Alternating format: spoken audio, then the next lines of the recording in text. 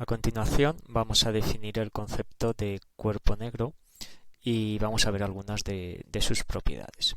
El cuerpo negro es una idealización, realmente no existe nunca en la realidad, pero es desde el punto de vista de la radiación térmica lo que podríamos considerar como el cuerpo ideal. Un cuerpo ideal que reúne tres características que vamos a definir a continuación. Y veremos que para este cuerpo negro podemos obtener una serie de propiedades como la energía que va a emitir en forma de radiación, unas ecuaciones teóricas básicas, y posteriormente podremos equiparar o comparar las superficies reales con la potencia emitida por un cuerpo negro. Las tres características que debe de cumplir cualquier cuerpo negro son las siguientes. Primero, debe absorber toda la radiación incidente, independientemente de la dirección y de la longitud de onda que venga esa radiación. Las superficies reales normalmente absorben parte de la radiación, pero también la parte la reflejan, como hace un espejo, por ejemplo, y también parte la transmiten, como a través de un cristal o a través de un vidrio. Segunda propiedad, para una temperatura y una longitud de onda determinada, ninguna superficie puede emitir más energía. Es decir, el cuerpo negro es la superficie que para una determinada temperatura y una determinada longitud de onda emite la mayor cantidad de energía por radiación posible.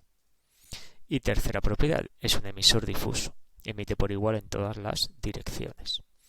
Pero no es un emisor gris, no emite por igual en todas las longitudes de onda, como veremos a continuación.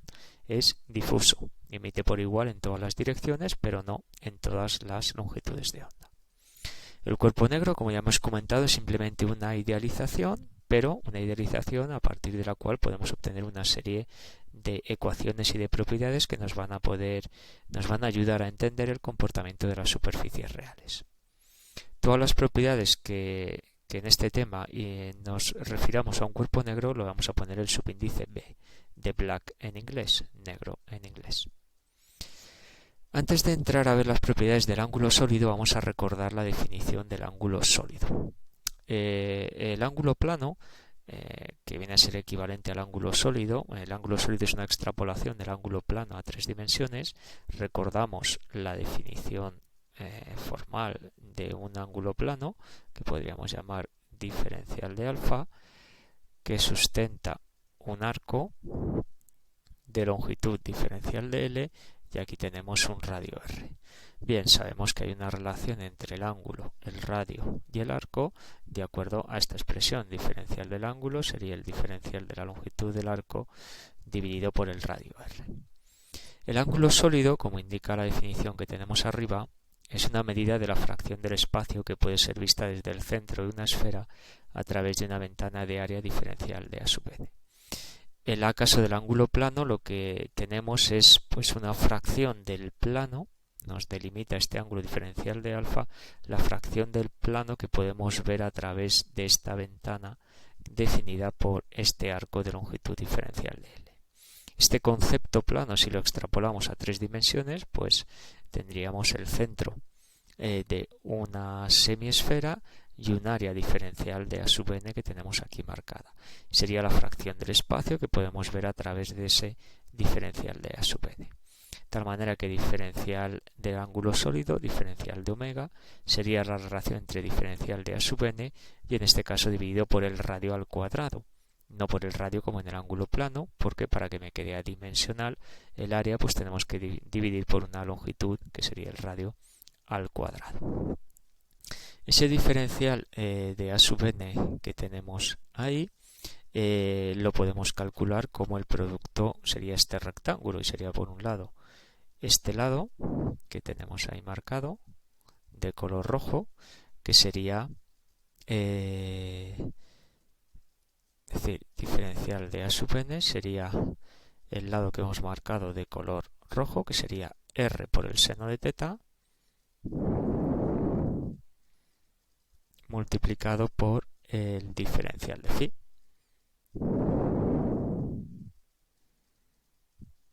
Y multiplicado ahora por el otro lado, que lo vamos a pintar pues en este caso para distinguirlo mejor de color azul, sería este lado que sería R por diferencial de teta multiplicado por R por diferencial de teta. De tal manera que el resultado final, ya lo escribimos en color negro, pues sería r al cuadrado por seno de teta por diferencial de teta y por diferencial de phi.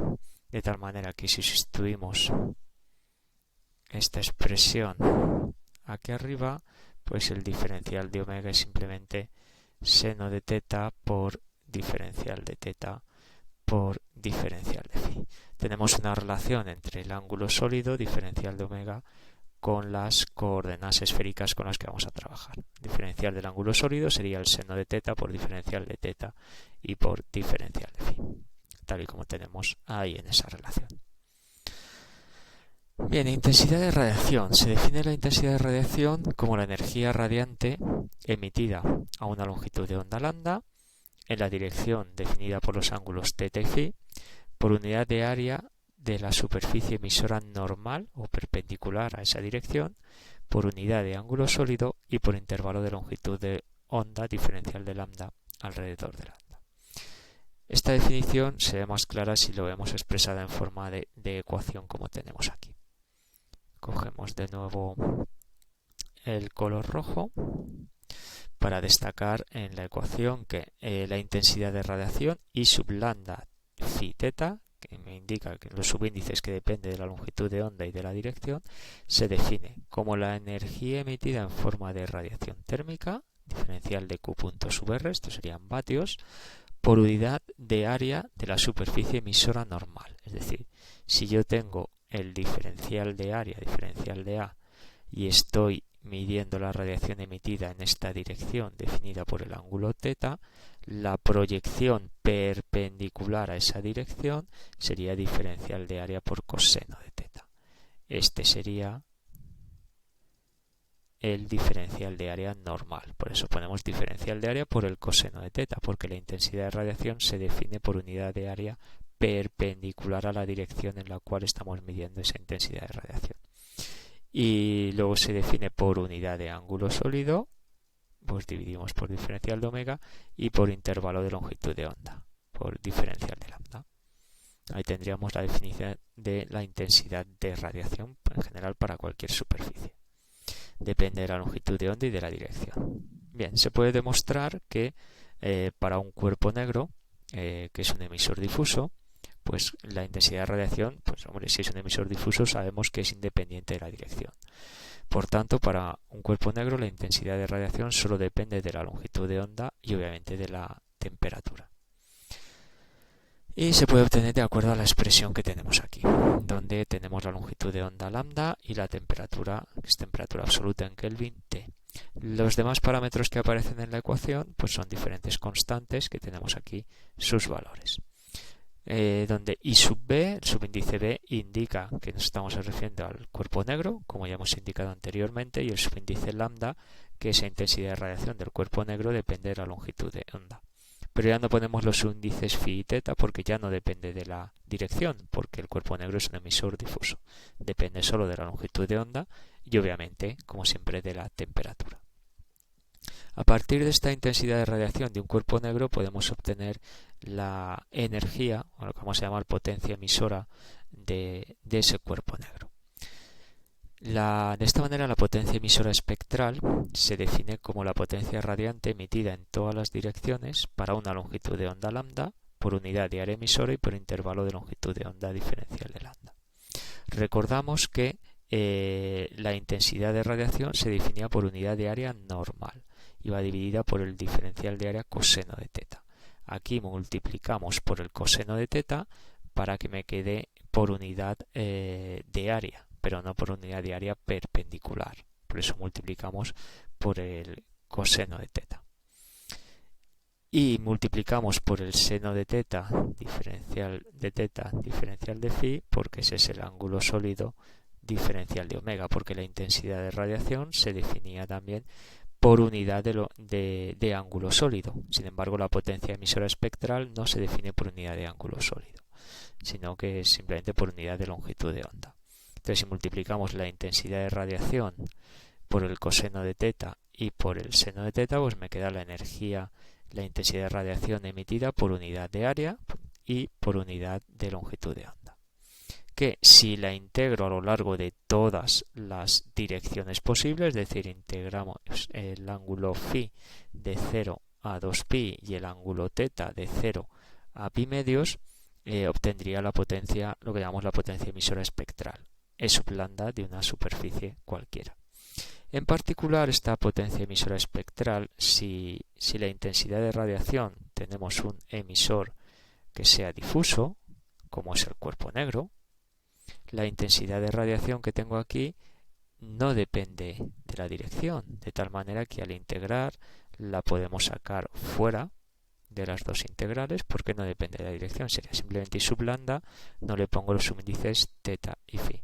Y me quedaría la integral, esta integral doble del coseno de θ, seno de θ, por diferencial de θ, diferencial de phi. Es decir, la integral de 0 a 2pi, la integral de 0 a pi medios del coseno de θ por el seno de θ por diferencial de θ y por diferencial de phi, que es fácilmente integrable, que haría I sub lambda por la integral de 0 a 2pi, integral de 0 a pi medios del coseno por el seno, que es el seno al cuadrado dividido por 2, seno cuadrado de θ dividido por 2, integrado desde 0 a pi medios por diferencial de phi.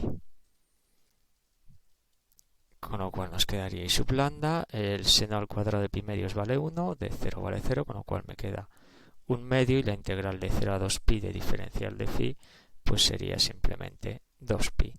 Este 2 y este 2 se anula y me queda que es pi por la intensidad de radiación. Es decir, si tengo un emisor difuso, como es el caso del cuerpo negro, pero en general cualquier superficie difusa, la potencia emisora espectral es pi por la intensidad de radiación. A partir de la potencia emisora espectral, si integramos a lo largo de todas las longitudes de onda, desde 0 hasta infinito, tendríamos la potencia emisora total. Mediría en vatios dividido por metro cuadrado de superficie total que está emitiendo. Si tengo un emisor difuso, como acabamos de demostrar, la intensidad de radiación no depende de la dirección y la potencia emisora espectral o la potencia emisora total pues serían simplemente pi por la intensidad de radiación emitida, como hemos obtenido anteriormente. De esta manera, el cuerpo negro, como es un emisor difuso y hemos visto la expresión de la intensidad de radiación, pues si multiplicamos esa expresión por pi, obtendríamos la potencia emisora espectral del cuerpo negro. ¿Qué sería esa ecuación? Donde todas las constantes que aparecían en la ecuación de la intensidad de radiación las hemos agrupado en dos únicas constantes, C1 y C sub 2. Esta expresión se conoce como la distribución de Planck del cuerpo negro. Para una longitud de onda y una temperatura determinada, ningún cuerpo puede emitir más energía en forma de radiación. Es decir, la potencia emisora espectral del cuerpo negro, sub lambda, siempre va a ser mayor o igual que cualquier otra potencia emisora espectral para la misma longitud de onda y misma temperatura. Lo interesante es representar gráficamente esta distribución de Planck como vemos en la siguiente transparencia. Aquí tendríamos representado para el rango de longitudes de onda de la zona de radiación térmica, desde 0,1 hasta 100 micrómetros, la potencia emisora espectral en vatios dividido metro cuadrado por micrómetro. Y tenemos curvas a diferentes temperaturas, 50 Kelvin, 100, 300 hasta 5800 Kelvin. Y se ven cosas interesantes en la gráfica. Por ejemplo, obviamente al aumentar la temperatura, aumenta la potencia emisora espectral del cuerpo negro. Mayor temperatura, mayor energía emitida en forma de radiación, como cabía esperar. También vemos que al aumentar la temperatura, la potencia emitida se concentra en longitudes de onda cada vez más cortas. Los máximos de las diferentes curvas se van desplazando hacia la izquierda en la gráfica. Tenemos destacado en color gris el rango de la región visible, entre 0,4 y 0,7 micrómetros. Resulta que la radiación emitida por el Sol, como veremos un poco más adelante cuando estudiemos la radiación solar, se asemeja bastante a la curva de un cuerpo negro a una temperatura de 5800 Kelvin, que es la temperatura mayor que tenemos aquí representada. Podemos comprobar que el máximo de esa curva coincide con el espectro visible. Es decir, nuestro ojo humano está adaptado a la radiación solar que recibimos en nuestro planeta y vemos mejor donde tenemos un mayor nivel de radiación solar diaria. Y también, como curiosidad, vemos que a temperaturas por debajo de 800 Kelvin aproximadamente, es decir, pues 800 Kelvin entendemos que viene por aquí, esta sería aproximadamente, pues interpolando la curva a 800 Kelvin, la radiación emitida está por debajo del infrarrojo, ¿de acuerdo? Aquí estaríamos ahí en la zona del infrarrojo, no lo vemos, no estamos dentro de la zona visible, estamos dentro de la zona del infrarrojo que no la ve el ojo humano, de ahí hacia la derecha, no lo vemos. ¿Qué ocurre? Que los colores que vemos normalmente a diario, pues esas superficies se están emitiendo a 300 Kelvin a una temperatura ambiente. Nosotros no vemos la radiación emitida por las superficies, lo que vemos es la radiación reflejada, porque la reflejada sí que es reflejada a esa temperatura, 5800 Kelvin, que es el espectro de radiación solar. Y ese espectro, cuando llega a una superficie, refleja y nosotros vemos esa energía reflejada, pero no vemos la energía emitida, porque emite en la zona del infrarrojo que nosotros no lo podemos detectar en esas longitudes de onda con el ojo humano. Si calentamos un sólido metálico, por ejemplo, hasta temperaturas de 800.000 Kelvin, normalmente lo primero que vemos es un color rojo intenso, porque nos vamos aproximando por el infrarrojo hasta el color rojo que estaría en la zona de 0,7 micrómetros. Si somos capaces de calentar ese sólido sin fundir hasta temperaturas superiores, se empieza a poner, por ejemplo, de un color blanco intenso. Eso quiere decir que estamos emitiendo en toda la zona del espectro visible, porque ha alcanzado temperaturas muy elevadas. Pero a temperaturas normales, temperatura ambiente, no vemos la radiación emitida por esas superficies, sino que vemos la radiación que es reflejada. Para poder ver la radiación emitida necesitamos estar trabajando a temperaturas por encima de esos 800.000 Kelvin aproximadamente. Vemos que todas las curvas de color azul pues tienen un máximo, que si derivamos la distribución de Planck y la igualamos a 0, pues se obtiene la posición de la longitud de onda. Lambda es un máximo, que es la longitud de onda a la cual para esa temperatura determinada emite una mayor cantidad de energía en forma de radiación. Esa línea de color rojo discontinua se conoce como la ley de desplazamiento de Wien y nos dice que la longitud de onda lambda máximo por la temperatura absoluta pues es igual a esa constante, 2897,8 micrómetros por Kelvin. Finalmente, si a partir de la potencia emisora espectral, a partir de la distribución de Planck, la integramos a lo largo de todas las longitudes de onda posibles, desde 0 hasta infinito, obtendríamos la potencia total emisora de un cuerpo negro, que si resolvemos esa integral, pues se obtiene que E sub B, potencia emisora total del cuerpo negro, es igual a la constante de Stefan Boltzmann, que ya conocíamos, 5,67 por 10 elevado a menos 8, vatios dividido metro cuadrado Kelvin a la cuarta, por la temperatura elevada a la cuarta potencia. La potencia máxima total que puede emitir cualquier superficie en forma de radiación, que es la potencia total que emite el cuerpo negro, que se corresponde con esa expresión que ya conocíamos de la introducción que dimos a los diferentes modos de transferencia de calor, que es sigma por la temperatura absoluta elevada a la cuarta potencia.